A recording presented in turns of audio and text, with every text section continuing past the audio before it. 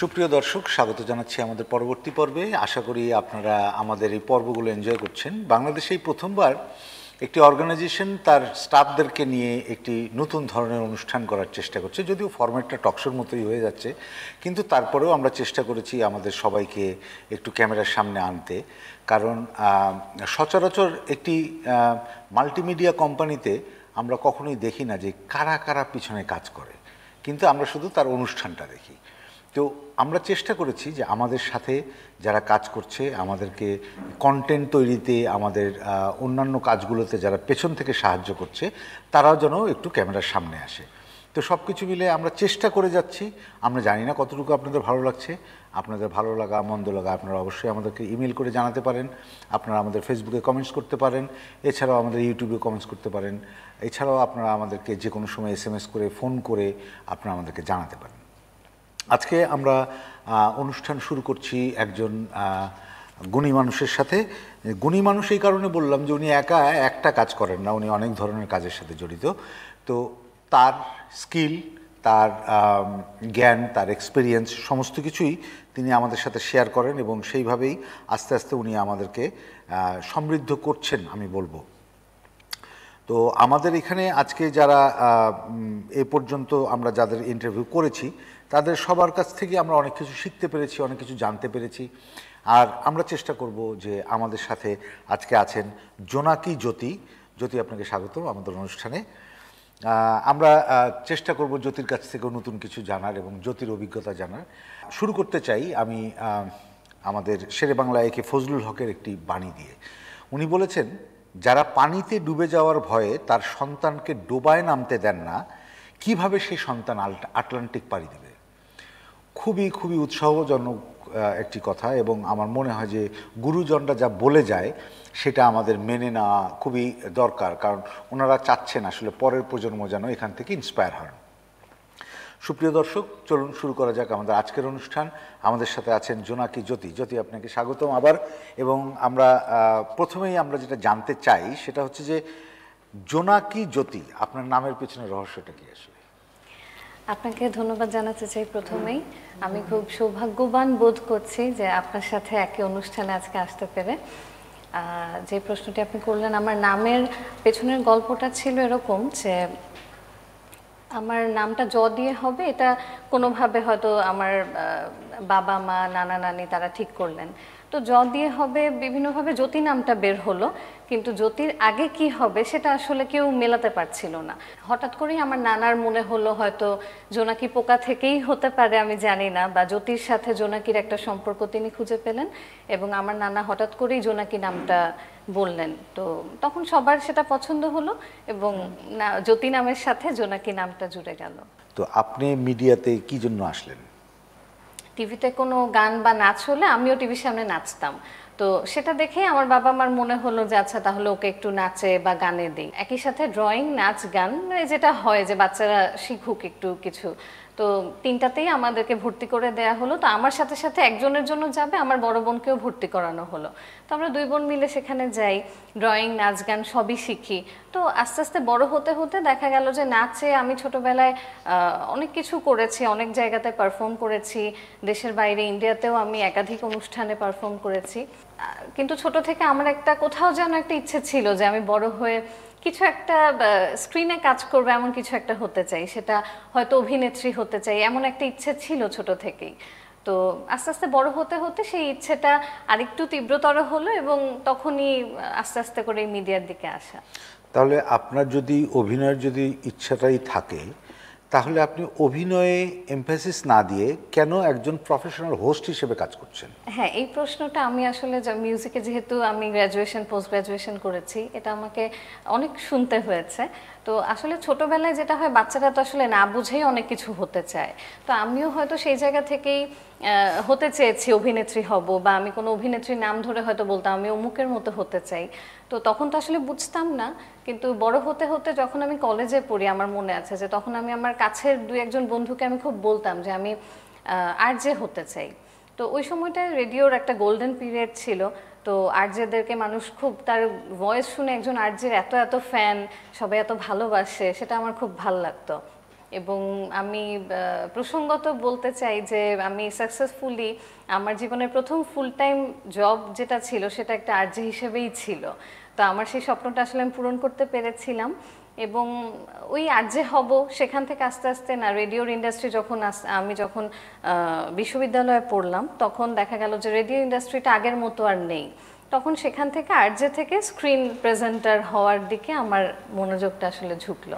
উপস্থাপনায় এসে আপনি অনেক ধরনের জায়গায় উপস্থাপনা করার একটা এক্সপিরিয়েন্স গ্যাদার করেছেন, লাইক আপনি একটা অনলাইন টেলিভিশনে কাজ করেছেন অ্যাজ এ স্পোর্টস হোস্ট হিসেবে, এছাড়াও আপনি ন্যাশনালি বা অন্যান্য অনুষ্ঠান উপস্থাপনা ইভেন্ট অনুষ্ঠান উপস্থাপনা করেছেন, এছাড়াও আপনি ইউনিভার্সিটিতে উপস্থাপনা করেছেন কিছু।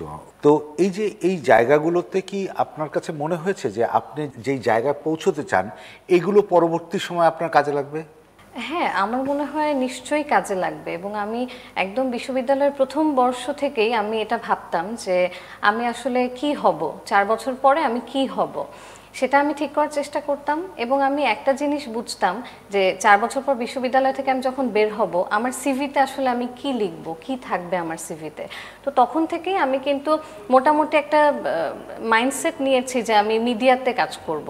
সেটা সঙ্গীত শিল্পী হিসেবে ভাবিনি, যদিও আমি মিউজিকে পড়েছি, যে আমি ফার্স্ট প্রফেশন হিসেবে মিউজিককে নিব না সেটা আমি তখন থেকেই জানতাম। পাশাপাশি আমি মিডিয়াতে আর কি করতে পারি, কি রোল আমার হতে পারে সেগুলো ভাবতে ভাবতে অবজার্ভ করতে করতেই আমি উপস্থাপনার দিকে আস্তে আস্তে আমার এক্সপেরিয়েন্সটা আমি গ্যাদার করতে শুরু করি। যখনই কোথাও একটু সুযোগ পাচ্ছি যে আমাদের ব্যাচ থেকে একজন কেউ উপস্থাপনা করবে, আমি হয়তো খুব ভয় পাচ্ছি ভিতরে ভিতরে, কিন্তু সাহস করে নাম দিয়ে ফেললাম, ঠিক আছে আমি করব। এবং স্টেজে উঠে মাইক্রোফোন হাতে নেওয়ার পর হয়তো আমি মানে গলা শুকিয়ে একেবারে কঠিন অবস্থা, তারপরেও আমি করে গেছি, চালিয়ে গেছি। এভাবে বিভিন্ন ইভেন্ট একটু একটু করে আমি এক্সপিরিয়েন্স গ্যাদার করছিলাম, যাতে করে আমি আমার সিভিতে 4 বছর পর যখন কোথাও সিভিটা দিব সেখানে কিছু যেন থাকে। লিঙ্কডইনে কোনো সার্চ করতে গিয়ে দেখলাম যে জোনাকি জ্যোতি স্পোর্টস প্রেজেন্টার, আপনার লিঙ্কডইন প্রোফাইলে সেরকম কিছু লেখা ছিল। জি, হোয়াই স্পোর্টস প্রেজেন্টার? আমার কাছে মনে হয়েছে যে বাংলাদেশে স্পোর্টস প্রেজেন্টার হিসেবে কাজ করার খুব ভ্যাস্ট একটা সুযোগ আছে, সম্ভাবনা আছে। যদি আমি শুরুটা করি, আমার একটা এক্সপেরিয়েন্স হয়, তারপরে আমার যদি ভালো লাগে আমি কন্টিনিউ করলাম, সেটা নিয়ে আগালাম। আর যদি কোনো কারণে সেটা নিয়ে আগানো নাও হয়, সেখান থেকে যেটুকু এক্সপেরিয়েন্স আমি পাবো আমার থেকে যাবে, সেটাই আমার জন্য একটা অ্যাসেট হবে। কিন্তু প্রেজেন্টার যে as a sports presenter, she or he should have the vast knowledge about sports. If you are specialized in sports, then আপনি কিসে কোন স্পোর্টসে স্পেশালাইজড? আপনি ফুটবলে স্পেশালাইজড বা আপনি ক্রিকেটে স্পেশালাইজড, সেরকমও হতে পারে। তাহলে যে আপনাকে হায়ার করছে, যদি কেউ আপনাকে লিঙ্কডইন দেখে হায়ার করে, আপনি বাজিং ওয়ার্ড ইউজ করে আপনি কি সেই যে আপনাকে হায়ার করবে তাকে মিসগাইড করলেন কিনা? বিষয়টা হচ্ছে যে আমাদের দেশে যারা নিউজ প্রেজেন্টিং করে, খুব কম মানুষকেই আপনি দেখবেন যে সে একটা কারেন্ট অ্যাফেয়ার্স সম্বন্ধে খুব ভালো জানে। হয়তো সে গতকালকেই বা 2 দিন আগেই একটা নিউজ পড়েছে, কিন্তু সেটা সে শুধু পড়ার জন্যই হয়তো পড়েছে, সে প্রেজেন্টিংটা করেছে, কিন্তু সেটা হয়তো সে আত্মস্থটা আসলে করেনি। প্রতিদিনই সে হয়তো নিউজ পড়ছে, কিন্তু সেটা সে দেখে পড়ছে, প্রেজেন্ট করছে, ওটা ওখানেই শেষ। সে শুধু প্রফেশনালি সেটা করছে, কিন্তু তার হয়তো নিউজ নিয়ে খুব একটা এক্সপার্টাইজ নাই বা তার নলেজও হয়তো ততটা ইনডেপথ নেই। তো স্পোর্টস প্রেজেন্টিংয়ের ক্ষেত্রেও আমার ব্যাপারটা তখন তাই ছিল। আমিও আসলে তখন মিডিয়াতে এমন না যে আমি আসলে খুব সিনিয়র, আমি তখনও ফ্রেশার, তখনও আমি জুনিয়র। যেহেতু আমি একটা স্পোর্টস প্রোগ্রাম করি, সেই কারণে আমি তো আসলে প্রেজেন্টার বললে আমাকে কেউ, আমার প্রোফাইল দেখলে কেউ বুঝবে না যে আমি আসলে কি প্রেজেন্ট করি। সেটা এন্টারটেইনমেন্ট হতে পারে, নিউজ হতে পারে। তো ওই টাইমে আমি যেহেতু স্পোর্টস করছি, সো আমি সে কারণে স্পেসিফিক্যালি দিয়েছি যে স্পোর্টস প্রেজেন্টার। আমাদের দেশে 40টা টেলিভিশন চ্যানেল আছে। একটা টেলিভিশন চ্যানেলে যদি একদিনে 10টা নিউজ হয়, তাহলে 30 দিনে কয়টা নিউজ হয়? 300। তাহলে 40টা টেলিভিশন চ্যানেলে কতগুলো হয়? 12,000। 12,000। তাহলে পার ডে 12,000 নিউজ দেখি আমরা। পার ডে 12,000 নিউজের মধ্যে আপনি কি কোনোভাবেই বলতে পারবেন একজন নিউজ প্রেজেন্টারের নাম? সেভাবে না, হয়তো হাতে গোনা 2-3 জনের নাম। আপনি মিডিয়ায় থাকেন হয়তো বা সে কারণে অনেক নিউজ টিউজ দেখেন, দ্যাটস ওয়াই হয়তো বা you might know the name of the presenter.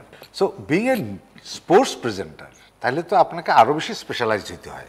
Right. তাহলে আপনাকে স্পোর্টস প্রেজেন্টার হিসেবে তৈরি করতে হলে আপনার কোন ধরনের স্কিল ডেভেলপমেন্ট হওয়া উচিত ছিল? আমি যে কোনো প্রেজেন্টিং এর ক্ষেত্রেই আমার মনে হয় যে সে যেই ফিল্ডেই হোক সেটার ইন ডিটেইল নলেজটা তো তার আসলে থাকতে হবে, টেকনিক্যাল টার্মসগুলো সম্বন্ধে জানতে হবে, সেটা বুঝতে হবে। আপনার তো ছিল না। হ্যাঁ, সে সময় আমার ছিল না, কিন্তু সে সময় আমি যে অনুষ্ঠানটা করতাম সেটার জন্য আসলে এর থেকে বেশি স্কিল দরকার পড়েও নি আমার। আমি যতটুকু জানি আপনি এনিগমা মাল্টিমিডিয়ায় একটি লাইভ গানের শো উপস্থাপনা করেন।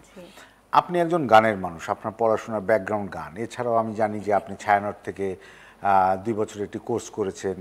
এছাড়াও আপনার নজরুল সঙ্গীতের প্রতি একটা বড় একটা দক্ষতা আছে। তো এই যে এই জায়গাটায় একজন গানের মানুষ হিসেবে আপনি একটি আজ গানের দিনের মতো অনুষ্ঠান লাইভ শো করছেন, এখানে আপনার যতটা কমফোর্ট জোন, তাহলে স্পোর্টস প্রেজেন্টার হিসেবে কি আপনার জোনটা ততটাই কমফোর্ট ছিল? একদম প্রথম দিকে ছিল না, কিন্তু আমি প্রায় সেই একটা স্পেসিফিক স্পোর্টস শো আমি প্রায় 2 বছর উপস্থাপনা করি। তো যখন মোটামুটি 1 বছর শেষ হয় তারপরে কিন্তু আস্তে আস্তে করে 1 বছরের আগেই বলা যায় যে যখন 7-8 মাস হয়ে যায় তখন থেকে কিন্তু আস্তে আস্তে আমি আসলে স্পোর্টসগুলো একটু একটু ফলো করা, একটু স্পোর্টস যারা ক্রিকেটার বা ফুটবলার আছে তাদেরকে একটু চেনা বোঝা, সেই প্রক্রিয়ার মধ্যে ছিলাম। So that was a learning process, এবং সেই প্রসেসের মধ্য দিয়ে কিন্তু আমি আস্তে আস্তে ডেভেলপ করেছি নিজেকে। আপনি এনিগমা মাল্টিমিডিয়ায় কাজ করেন একজন কমিউনিকেশন অফিসার হিসেবে। Being a communication officer, office আপনাকে কোন ধরনের সাপোর্ট প্রোভাইড করে যখন আপনার বাইরে কোনো জায়গায় কাজ করতে হয়? যেমন অ্যাজ পার আই নো যে আপনি বাংলা ভিশনে কাজ করেন, আপনি জনকণ্ঠে কাজ করেন অনলাইনে। অ্যাজ এ কমিউনিকেশন অফিসার, যতটুকু আমার নলেজ, কমিউনিকেশন অফিসারের অনেক দায়িত্ব থাকে, অনেক ধরনের কাজ থাকে।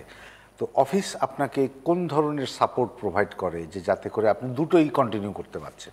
এই জায়গা থেকে আমি বলবো যে আমি ভীষণ লাকি, কারণ যারাই আসলে শোনে বা দেখে আমাকে কাছ থেকে তারাই আসলে বলে যে তোমার অফিস তোমাকে অ্যালাউ করছে, এটা তো আসলে তোমার জন্য খুব বড় একটা সাপোর্ট। সেই জায়গা থেকে আমি এনিগমা মাল্টিমিডিয়া লিমিটেডের প্রতি ভীষণভাবে কৃতজ্ঞ যে আমার জীবনের ক্যারিয়ারের এমন একটা সময় আমি এই কোম্পানির সাথে বা এই অর্গানাইজেশনের সাথে যুক্ত হয়েছি বা হওয়ার সুযোগ আমাকে হয়তো স্রষ্টা করে দিয়েছেন, যেটার কারণে আসলে আমি একই সাথে অনেক কিছু শিখতেও পেরেছি। আমার যেই যেই জায়গাগুলোতে দক্ষতা ছিল বা আছে, বা আমি যেই কাজগুলো আসলে যখনই আগ্রহ ফিল করেছি, আমাকে আমার প্রতিষ্ঠান আসলে কখনো আটকায়নি কোথাও। তো সেই জায়গা থেকে একই সাথে আমি একজন কমিউনিকেশন অফিসার হিসেবে আমার ডিউটিস পালন করেছি।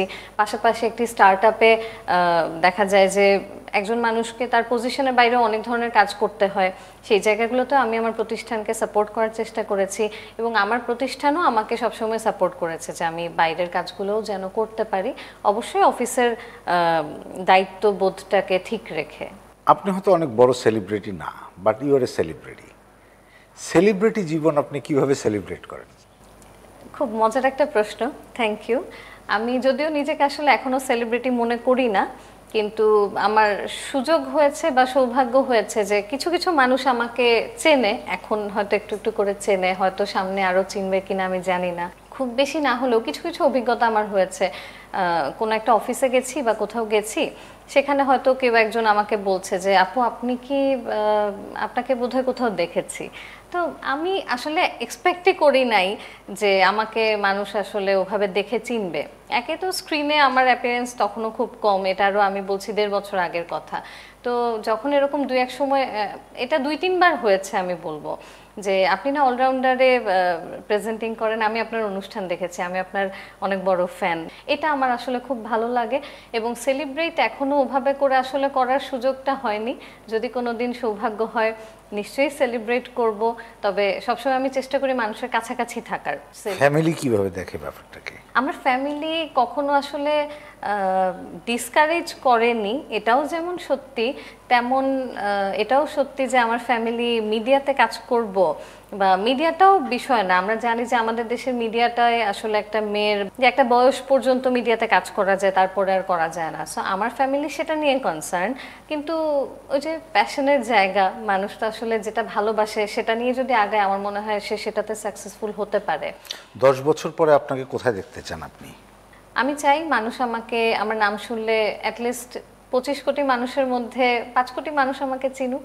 As a contributor of OTT or আমাদের যেই এনিগমা মাল্টিমিডিয়া লিমিটেড, আপনি এইখানে এই প্রতিষ্ঠানটাকে কিভাবে গ্রো করতে সাহায্য করতে পারবেন? কালচারালি বিভিন্ন ধরনের অ্যাক্টিভিটির সাথে সম্পৃক্ত ছিলাম, আমার অভিজ্ঞতা আছে বা আগ্রহের জায়গা আছে।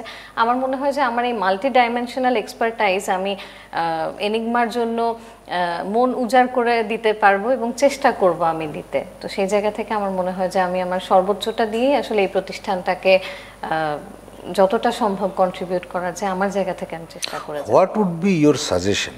এখন একটা নতুন প্রতিষ্ঠান হিসেবে হয়তো মানুষ কম, টিমটা ছোট, কিন্তু পরিবেশটা খুব সুন্দর। এখানে যারাই আসে বা যারা কাজ করে সবাই এক বাক্যে একটা কথা সবসময় স্বীকার করে যে আমাদের হসপিটালিটি খুব ভালো লাগে সবার, এবং আমাদের পরিবেশটা আসলে সবাই খুব পছন্দ করে। What is your expectation from ইএমএল?